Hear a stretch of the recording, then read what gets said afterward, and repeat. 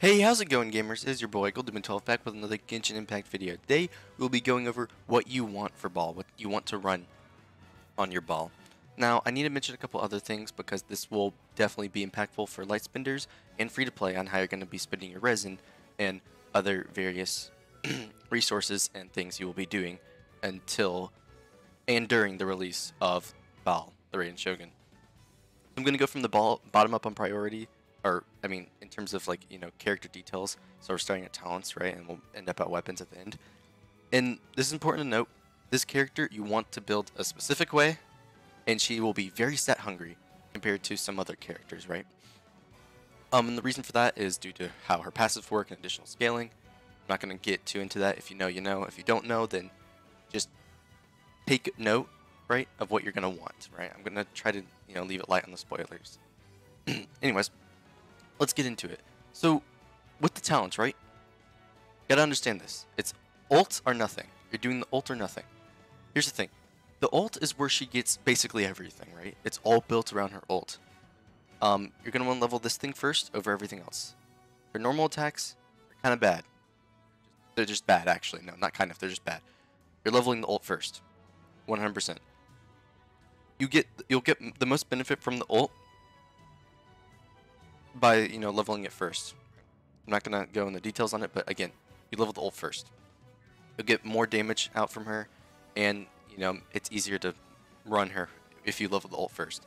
E skill is second. E skill is going to provide some support effects and extra damage. It's not absolutely insanely huge, but again, you do this after the ult. And then lastly, the auto attacks, which they're whatever. If you're gonna crown Baal, right, you might as well just crown the ult.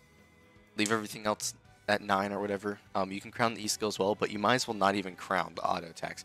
But again, it's up to you. If you're gonna, Giga Whale, Giga Simp, all that, right, go ahead and do what you want. Fully crown Baal. But yeah, that's the priority. You do ult, E skill, normal attack. And there's additional reasons. I will go into that once I get to the artifacts. But it's 100% ult first. So then, Constellations. People are light spinners, right? Going, hey, do I go C1 or do I go weapon? I'm telling you right now, you might as well go for the weapon. Because getting more constellations, you're going to end up spending more money if you lose the pity constantly, right? Or, let's say you're free to play and you only have enough to get Baal guaranteed, right?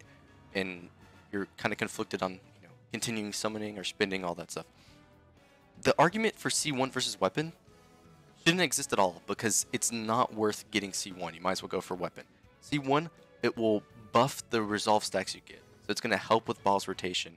However, with the proper team, right, that doesn't really matter. It will just mean you get more stacks, right? Not going to explain it because I don't need to. It's just for the sake of the argument. C2 is going to boost your damage. That's the argument. It should be C2 versus weapon. As I said before, with the amount of money, and if you lose pity, right, you will probably spend more trying to get that C2 than going for the weapon, right? So you might as well get the weapon over getting C1 or like even C2. C2 is, a huge damage increase for what it does, but again, if you're saying C1 or weapon, you might as well go for weapon. Now again, it's up to you, but that's what I am going to believe and say because it just seems the best choice. C1 is not going to do like insane. C3, it's a buff to damage. We all know this. Every character C3, has a buff to either their E skill or ultimate. Same with C5. C4 is supportive effect, right? Baal is basically like top 3 are buffing her. Bottom 3 are supports. C4 is a supportive effect. So if you're Giga Whaling, let's say you don't want a C6, right? It's okay if you just want to go like C3 or C4, right? To get the supportive effects and increase the damage. And then C6, right?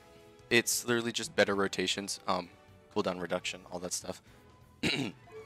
Alright, so artifacts. This is her set. Emblem of Severed Fate is the set you want to run. Nothing else. You run this all the way. And this is related to what I said earlier about the talents. See, how her talent works, right, is different from characters like Zhao and different from characters like Child. See, Zhao, when he uses his ult, right, applies a state to him where he is given a modifier to all his abilities, right? His jumping, his normal attack and plunge attack damage, right? Baal, it is giving her a state that is within the ult, meaning all damage, like anything that increases burst damage, will increase that damage during its duration.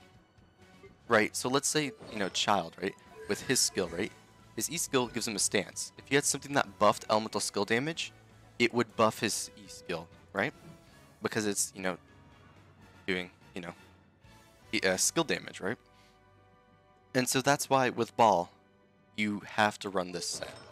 Because the 2-piece is perfect for her, with the scaling you want, and then the 4-piece is, again, entwined with her scaling and, all the bonuses you get from that. So it's 100% the set you want to run. Hopefully that made a little bit of sense. I know I kind of made it a bit complicated, but again, Emblem of Severed Fate, this is her set. It's designed for her, right? You're running this set.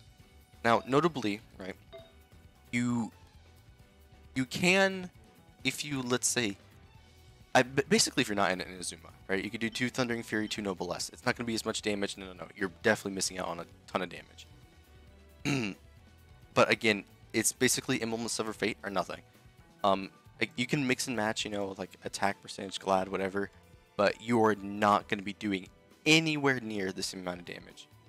You need to run Emblem of Severed Fate on her because of how the passive work together and how her ult works with you still doing burst damage during its duration. Right? That's why it's so good. Now then, there's the actual artifacts you're going to be running. You are going to be running an energy recharge, or it's recommended to run an energy recharge sands, right? Not an attack sands, right? If you, let's say, have the substats, you can run this, but again, you're going to want to run energy recharge sands because of how her scaling works.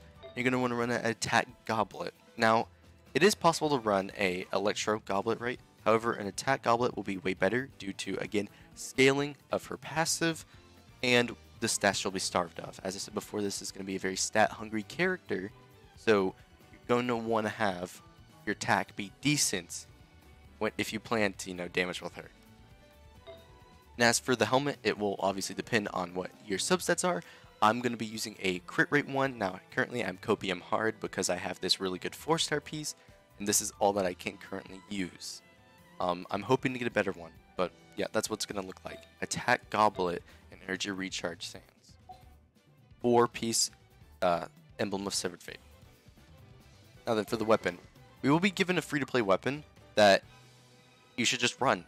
Run the free-to-play weapon. It is going to be her best in slot 4-star. As for the lawnmower, if you have that, you're obviously going to run that, right? You do have alternate options like Skyward Blade or Spine. Whichever the spear one is, the Energy Recharge Spear, that one is decent. And it will provide some crit stats for her, along with the Wind Blades. Now then, I must mention, I am going to do something with Baal. I'm going to be running a physical Baal. As a joke. It's just a meme. It's going to be like a one-time thing when I take it off her, right? I'm going to, of course, run the free-to-play weapon that we'll be getting. Because the thing is, physical Baal is not going to work. It's going to be completely useless. It might even be to the point where during her ult, you're not going to get the passives to proc. Because it is a different weapon, right? That's how I understand it. Now, if this does work, it's going to be pretty funny doing 2 damage types at the same attack. Although, it's not going to work. So do not run physical her and do not even try it. You're wasting your resources. I'm doing it for the sake of content, right? But other than that, yeah, that's what you're going to be running on Baal. Currently my substats on Baal are going to be really strong. It's not going to have this much crit damage. I believe it's around 120, and I will have around this much crit rate. So, yeah, looking pretty good. ER will, I believe, be higher because I'm going to 90 her. Mona currently here is just an example for damage. And in terms of electro damage, you are getting that from her passive. So then, hopefully that helped you guys understand Baal and what you want to run. Other than that, I will be live after uploading this video. So then, I'll see you there if you want to join me.